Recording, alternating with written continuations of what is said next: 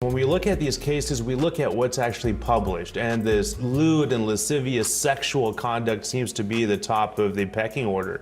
But we have narcotics trafficking, we have money laundering, we have significant Department of Justice forfeiture actions that we can predict, in addition to simply being part of a larger organization, a RICO conspiracy. Why I don't know what you'll want from me. It's like the more Diddy that we come across, the more Diddy we see. Listen, because these allegations against him are getting stronger and stronger with each new update. Diddy is probably going to spend a whole lot of time in court fighting for his life, because according to his longtime mop and nemesis Mr. 50 Cent, the feds are bringing recoil charges against Mr. Diddy, now 50, and Diddy have been going at it for years. But with this upcoming alleged RICO case, well, it looks like 50 might be getting the upper hand against Diddy here. And all these recoil charges against Diddy sound real bad, because there are even more reports of narcotic pushing, sex trafficking, and a whole lot of other messed up stuff. Y'all, Diddy is in the deep end now, and he is in over his head. And this is only going to get messy. So let's break the D all the way down. What they're looking for is proof of conspiracies for trafficking, potentially money laundering, which could bolster their forfeiture case, and connecting the dots to prove the longevity, meaning how long this went on, and the extent of the activities of the alleged criminal organization. Diddy isn't a whole lot of mess, y'all, and 50C is more than happy to clown him in the process, and also exposed to even more shady activities about Diddy that we didn't really know about until now, especially some inside information about Diddy's ongoing case with Homeland Security. Now, everybody knows by now that Diddy and 50 Cent do not get along. What a lot of people don't know is that 50 actually used to admire Diddy back in the day, and he used to look up to Diddy. Even more, 50 actually wanted to be signed by YDY to Bad Boy Records, but Diddy refused, and that's why 50 got so salty. Now, in all fairness to Diddy, this said nothing to do with 50 as a person, and according to a former Gannett member, Tony O, it was because Diddy was nervous about signing an artist associated with guns and a gangster image following the death of Biggie Smalls. And if there is one thing about 50 Cent in his early days, it was that he was big on the gangster image, because that was kind of his brand at the start. Y'all remember him saying many men wish death upon me? I mean, he was taking shots at everybody. Now, Tonyo went on to refoul that 50 Cent really wanted to sign with Bad Boy Records, and he was able to get a meeting with Diddy. But it was clear from the start that Diddy only took the meeting as a formality, because he had no intentions of signing 50, and he wasn't even willing to keep an open mind. Now, Tonyo said, we had a meeting with Diddy, it was me and 50Y, and he took the meeting out of respect. He had deals all over the table. I wasn't saying he was going to take the deal, he might have not.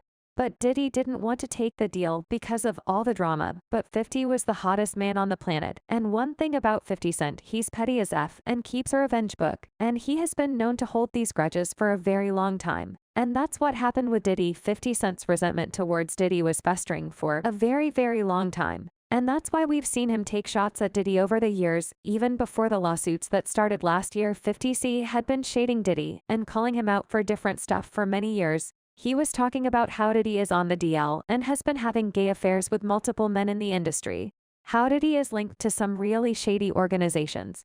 And it turns out that 50 Cent has another reason to hate on Diddy, because it turns out that Diddy has been keeping his baby mama, the mother of 50 Cent's son, on his PS, his sex worker. When 50 Cent found out about this, he was furious about it and slammed it. He and his baby mama, Deanie Joy, he slammed her on Twitter, saying, I didn't know you was a sex worker, you little sex worker, yo, this is a movie. He also accused her of trying to trap him with another baby, saying, you moved a mile away in hopes of having another baby with me, but I was busy, so you moved back. And then you started receiving money from Brother Love. Now here we are, little sex worker. He was really furious about this, so furious that he filed for primary custody of their son. And that explains why he has been keeping his ear to the streets about the current case going on with Diddy and the feds. Now 50 Cent is out for blood, and he is determined to spill every last detail about the case. This time, he is revealing that the feds are allegedly bringing a RICO case against Diddy. Now, this is pretty interesting, because there have been allegations that this whole thing with Diddy and the feds is way bigger than him. Allegedly, this whole thing is one big conspiracy and is just a small part of the conspiracy, hence the RICO charges that are being brought against him and a number of people that he is allegedly ready to snitch on. Now, y'all probably know a thing or two about RICO, cause y'all are a smart bunch, especially since the whole thing with Young Thug and YSL and all that stuff.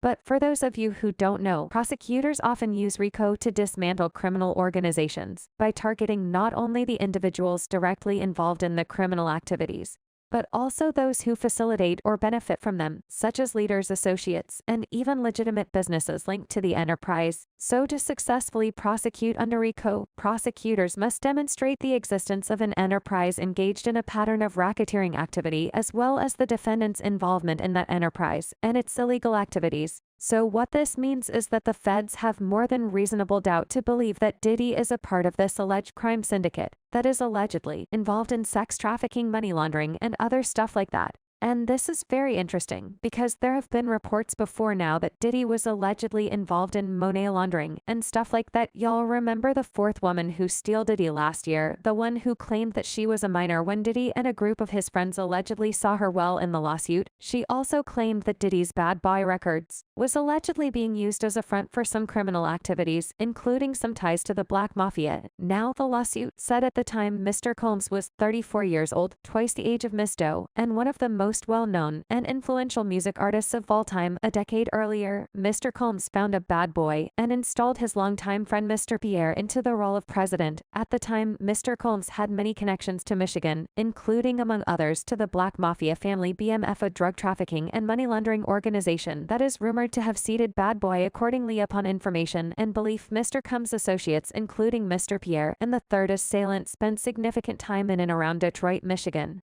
But this is very interesting, and it also reinforces 50's claims that Diddy is going to be facing recoil charges in the coming days. Now, what I find very interesting about this is that the BMF story is currently being done and documented in a drama series that is executive produced by Curtis Jackson, aka 50 Cent. So he must know a lot of tea about the BMF and Diddy. But interestingly, Candace Owens also hinted at this when she tweeted about how the radar on Diddy's house by Homeland Security was just a cover. Candace tweeted, "The feds are currently raiding Diddy's house. They already knew what he was up to, but he is going to be the fall guy so that they can protect the people at the top of the ring. They are raiding his home to hide evidence, not to find it. That's how this works." 50 Cent also tweeted, "Boy said, where the F is his friends? They not saying nothing because they didn't know he was recording everything. Wait till I get the tapes." So who are the other people involved in these criminal activities?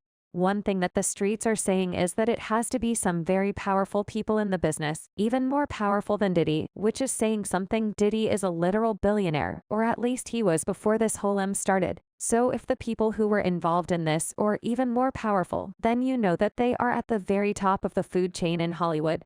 This brings us to two names that are being tossed into the mix. That's Clive Davis and Lucien GR. If you don't know who these men are, they are the very top of the food chain in Hollywood, and they basically run everything because everything they say goes. Lucien is a chairman of the CEO Universal Music, while Clive is a chief creative officer over at Sony Music Entertainment. Now Clive's resume is one of the most impressive in Hollywood, and he served as president of Columbia Records from 1967 to 1973, then went on to establish Arista Records from 1974 until 2000, before launching J Records from 2002 to April 2008. He wore multiple hats as chairman and CEO of the RCA Music Group, which oversaw RCA Records, J Records, and Ace Records, chaired and CEO of J Records, and chair of CEO of BMG North America before it's finally settling in at Sony Music Entertainment. But as for Lucien, well, his resume is equally as impressive. Billboard named him as the most powerful person in the music business 4 times. So like I said, it's undeniable that these two men are sitting right at the top of the music industry food chain. Now, if you're wondering how they're both tied to Diddy, well, let me break it down for you, because Diddy and these two men have some deep ties that go way back.